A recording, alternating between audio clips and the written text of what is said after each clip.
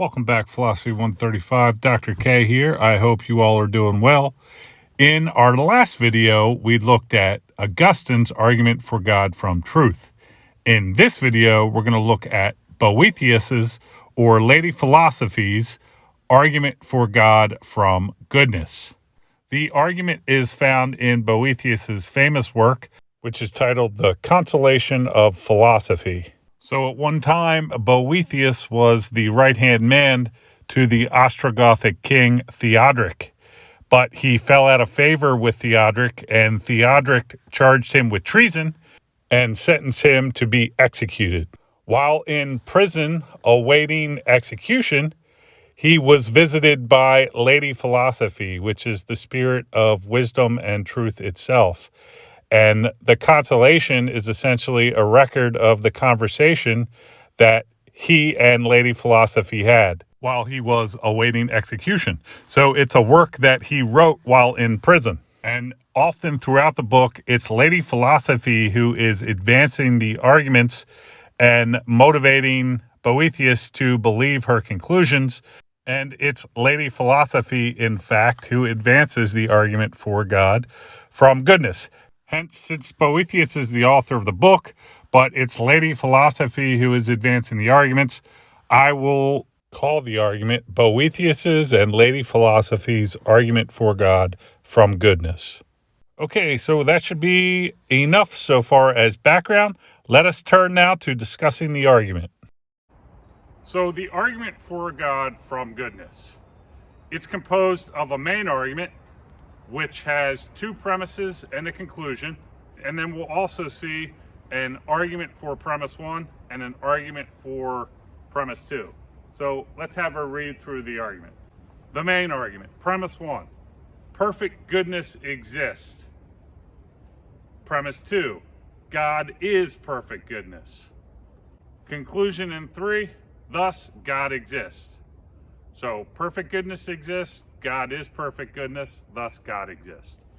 Let's look now at the argument for premise one. 1a, if perfect goodness did not exist, then imperfect goods could not exist. 1b, but imperfect goods exist. 1, thus perfect goodness exists. Let's now look at the argument for premise 2. 2a, God is the greatest thing there is, by definition. 2b, the greatest thing is perfect goodness. 2, thus God is perfect goodness. So that was Lady Philosophy's argument for God from goodness. So in this video... Excuse me, Dr. K. Listen, I know you're into philosophy, medieval philosophy especially, but I told you while I'm recording these things, you just got to sit there and be quiet. Well, right now I have a question and I really need it answered. Can you please explain premise 1A? Look, I'll be happy to answer your question. Okay, so let's think a bit about 1A. If perfect goodness did not exist, imperfect goods could not exist. What might Lady Philosophy mean by this? How might she or anyone argue for or explain this? Let's think first about what a perfect good would be and what an imperfect good will be. So a perfect good would be a complete good, right? It's something that contained the maximum possible amount of goodness. It's something that was good to the highest degree possible. That's to say, it was a complete good. If you possessed or had something like that, then there would be nothing left for you to desire, because you have the greatest thing that there is and that there could be. So you would be wanting for nothing. You would have a good that was a good to the highest degree. It contained all goods that could be within it, and it was good to the highest degree. So that's what a perfect or a complete or a supreme good would be. A imperfect good would be something that is good, but would be lacking in some other kind of goodness, or would be such that having it by itself would not make it so that you had more to desire, right? So we might think of power by itself, fame by itself, wealth, position, pleasure. Each of these by themselves would be goods, but they're not perfect or complete goods. Why? Because you could have pleasure but still crave power, or you could have wealth but there could still be other goods that you lacked, for example, fame, right? So these and other goods would be imperfect in that sense. So why might Lady Philosophy think then that if perfect or absolute or complete goodness did not exist, imperfect goods could not exist? How could there be a incomplete or imperfect good, except if there was a complete, perfect, supreme good, and the incomplete or imperfect good was so because of how it was related to the complete, perfect good. It shares somewhat in some of the things that the complete or perfect good has, but it still leaves some goodness out, right? So in order for there to be an incomplete or perfect good, there has to be a complete or perfect good to which it stands in a deficiency relation, right?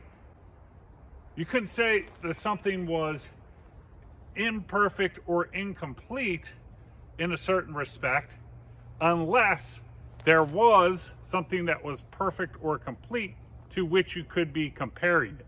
So perhaps Lady Philosophy, Boethius have that in mind, and that might be a way that they might argue for premise 1A. So, does that answer your question? Well, I think that answer is insufficient in a number of ways, but I'll take it for now. So enough of what I think about the argument for God from goodness, and enough questions to me about what it means. What do you think about the argument, and what do you think about what it or its claims mean?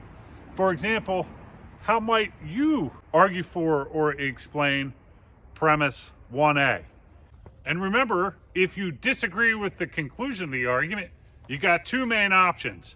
One, show that the premises don't add up to the conclusion. That's to say, show the argument's logically invalid. Or two, show that one or more of the premises is false.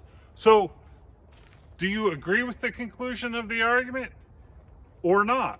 And if not, then is the argument invalid, or which premise is false? I'd like to hear your thoughts on any of this in the comments below. Now, there are two further questions that I want you to meditate on. The first is whether, even if we granted that Lady Philosophy and Boethius prove that perfect goodness exists, is that sufficient to show that God exists under the classical or traditional conception of God? The second question is, where, if anywhere at all, does Lady Philosophy's and Boethius's argument for God from goodness fit on Rowe's taxonomy of arguments for the existence of God? Is it an a priori argument or an a posteriori argument? And if it's an a posteriori argument, then is it a cosmological argument or is it a design argument? Does it fit cleanly into one of these categories of arguments for God that Rowe has delineated, or does it fail to do so? And if it doesn't, then what does this suggest about Rowe's taxonomy?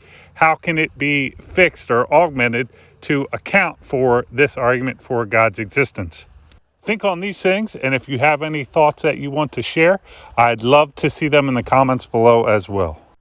That's it for now, Philosophy 135. Dr. K out.